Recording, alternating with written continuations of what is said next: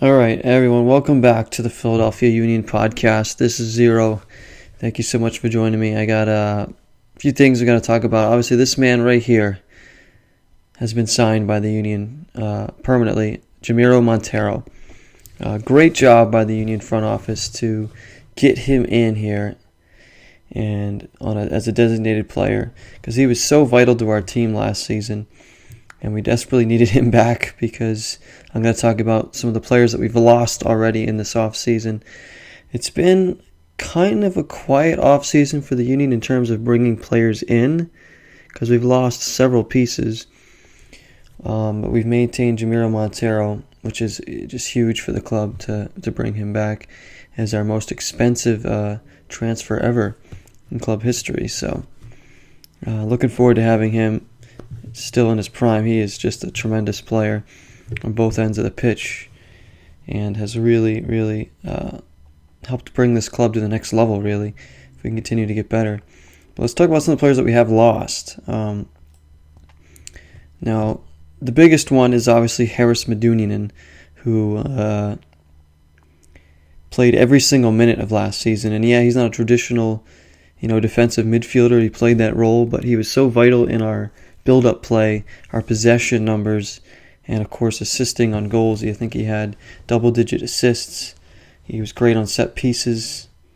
He's getting older, so I can understand why they let him go, but he's going to be a big loss because, like I said, his possession was really good. I think he had the most completed passes in the entire league. Shows how accurate he was.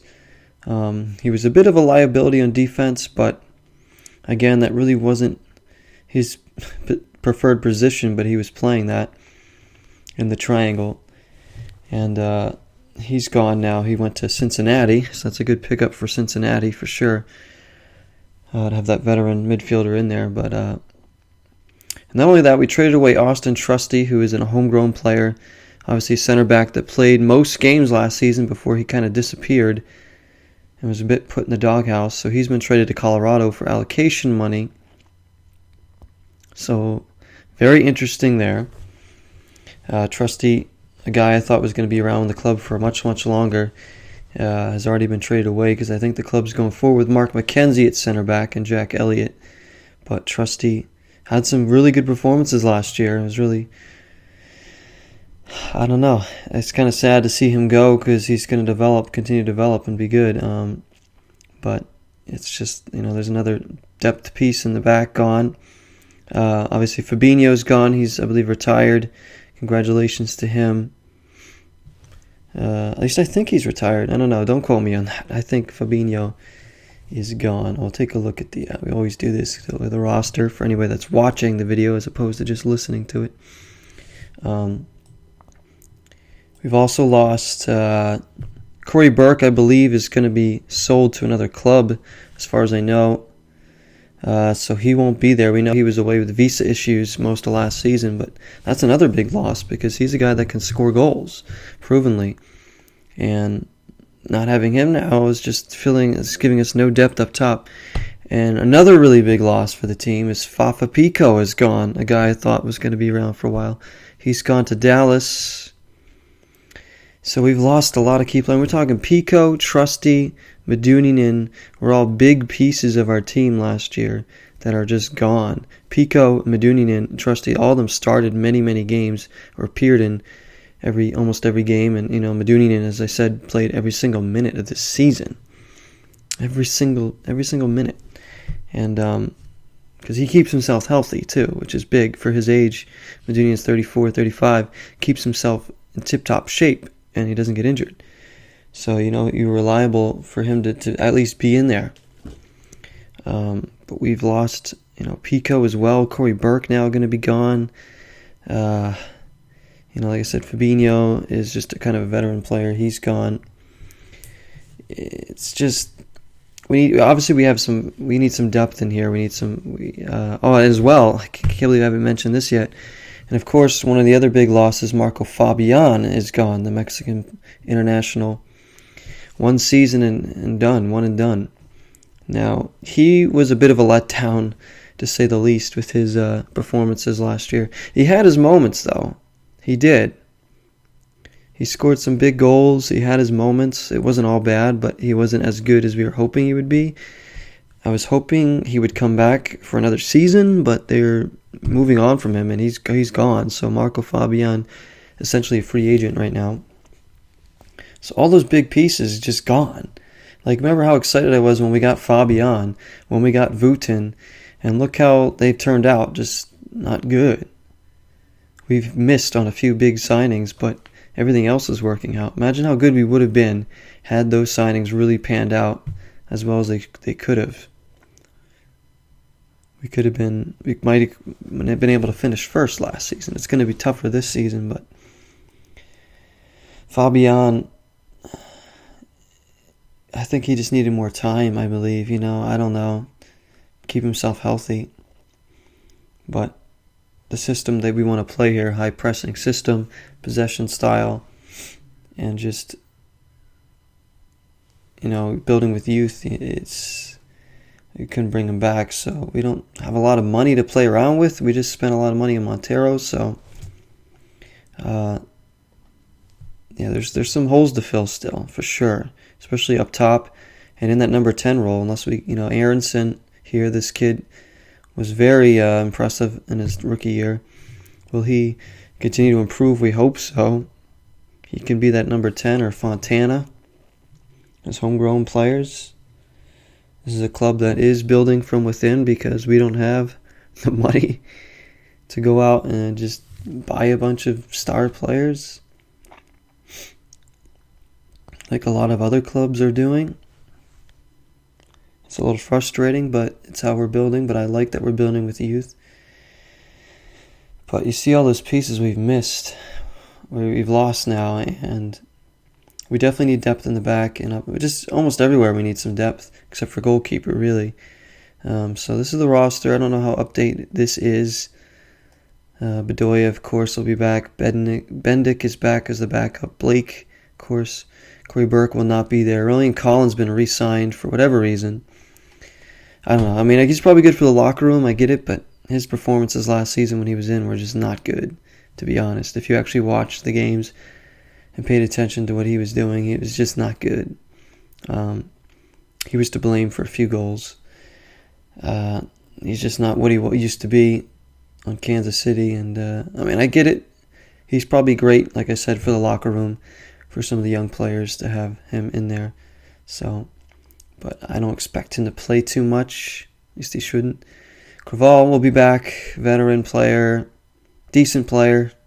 Nothing great, but good piece to have. It helps shut down games. Ilsinho, who's getting up there in age now, will he have the same effect this season off the bench? We need him to, especially with Pico gone.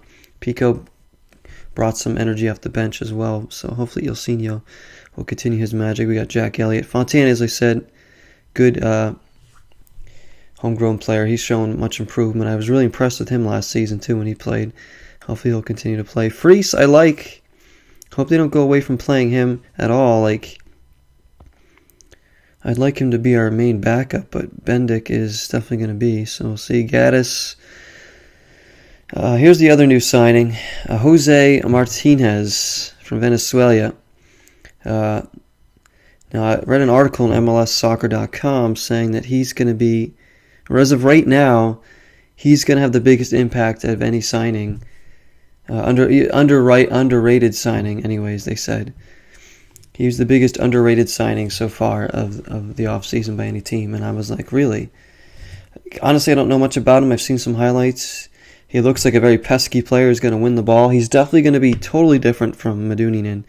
He's not going to sit with the ball and wait for things to develop and slow things down. He's not going to probably pick as many long passes as Meduninen is. He's more of a player that's just going to try and scrap, win the ball, and probably get rid of it quickly, which is kind of what they want. But if he plays to his potential from what we can see, he's going to be a big signing. Expect him to start in that midfield. To have him along with Montero and Bedoya and Aronson, those four in the midfield hunting the ball down, opposing teams are going to have nightmares trying to get through us because we're going to have all that work ethic, especially between him and Montero and Bedoya alone. Those three will be hounding the other opposition players, And it's not going to be easy to get through our midfield, which I'm excited about because this is the kind of player I think we need. That's why I understand Madunian leaving. So Jose Martinez, we'll see. But I can't get too excited about him because, like I said, Fabian and Vutin I was excited about, and they have not panned out at all. Vutin's still on the team, but he did nothing last season. Time and time again, he came in and did nothing. Olivier Mbaizo, another youngster who's still on the team. Backup, pretty much a backup to Gaddis. We got McKenzie, of course, Montero. Michi Galina, a youngster brought up. Would like to see him get more playing time. Of course, Shobilko, our number one striker. Matt Real at left back with Wagner. Sergio Santos, interesting. Haven't mentioned him yet. Could be big. He had his moments last season. Was not healthy, though. With Pico gone, with Corey Burke gone, with Fabian gone, as of right now, Santos could be a major piece of our offense. And I expect him to start more games than not. Perhaps, depending on who else we sign. Here's another signing we've done, Cole Turner. He's another homegrown player, 18 years old. He is very much a defensive midfielder. He could see time, depending on what Jim Curtin wants to do in that midfield. I don't think he's going to start or anything, but he could if there's any injuries in there. So we'll see. I'd like to see Turner get some minutes in there and see what he can do. He's a tenacious player in the midfield. 6'1", 175. He's a pretty big kid. So I'd like to see him play. A homegrown player again, and of course Wagner, tremendous left back, still just 22, and Vutin up top, who really needs to score goals early in this season. Otherwise, it's just not going to work out. I mean, I don't know. He did not look very useful at all, to be honest. Him and Colin did not impress me at all last season. But, Vutin's still on the roster. You got to see what he can do. Hopefully he can start getting some goals in there and getting his confidence up. So, as I said, still a lot of holes to fill here. It's not a bad roster. We've lost a lot of pieces. It's going to be tough to maintain how we were last year, all season, this season. Season's just around the corner. We're here in mid-January. The season will be starting late February, early March. Preseason's just around the corner. I'm excited. I really am. I really enjoyed watching the Union play this past season. Nothing to be ashamed of on how they went out. Really proud of the team, proud of the coach, and the organization just needs to go forward. We need another really big signing, though, to get us really excited for the season, because it's not enough yet. Montero is huge, but it's like we already had him. But well done by the front office to get him in as a designated player and keep him around. I thought he should have been an all-star last season and even an MLS Best 11, but that was not to be had. He was so overlooked, I felt. But he won't be this season. If he stays healthy, he's going to score some goals. He's going to dominate a lot of games in the midfield, and he's going to put up assists. See, I think he had 4 or 5 goals. Let's go with like 9 assists last year or something. So he was brilliant, let alone his defensive work rate. But the East is going to be really, really hard. As I said last season, Atlanta always going to be. Chicago should be improved. Cincinnati's going to be improved. They brought in Kubo as well. Columbus is going to be improved. DC just went out and got a big-time player. I'm doing this on the 14th of January, so New England's going to be... I said it last year, they were going to be in the playoffs. They did make the playoffs after all when Bruce Arena came in. This year, I think they were shoo-in for a playoff team. New England, honestly, now this might be kind of like a, over-exaggerated prediction, but don't be surprised if the New England Revolution finish first in the Eastern Conference. I'm not even lying. Do not be surprised if they do. They have so many good pieces now, so much depth. Their offense is going to be hitting at you from all sorts of angles. They're going to have so much dynamic aspects to their attack. should be better defensively, and they're going to have a whole year with Bruce Arena as the coach. So, I mean, don't be surprised. I don't expect them to, but don't be surprised if they do, because we know Atlanta's going to be good. We know NYCFC is still going to be good. We know Toronto is going to be good, who made the cup last year. You know, the Red Bulls, you don't know. Orlando, kind of like they're still waiting to be good, much like we were for a long time. Montreal, as of right now, they don't think they're going to be that good. And, of course, the new team, Miami, David Beckham's Inter Miami. So we have a notification popping up there. Miami's got a solid roster. I wouldn't say it's blowing me away.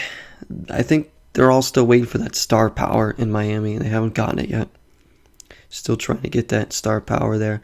If they get that star power, they're going to be a really, really good team. Without it, they're a solid team and could make the playoffs. But, you know, I don't know. Like I said, a lot of teams in the East are going to be improving. Teams like Chicago, Cincinnati, Columbus, who didn't make the playoffs, expect them to be mightily improved. And just don't be surprised if some of these other teams getting up there. So the East is going to be really tough. Philadelphia should be a playoff team as of right now, but you don't know. It's MLS, so you never know. So it all hinges on who else we can sign here and how healthy we stay. And like I said, we're still relying on a lot of youngsters. Aronson's going to be the main one. It's going to be cool to see how much he can improve this season too. Can he get some more assists and more goals? Get more numbers in there.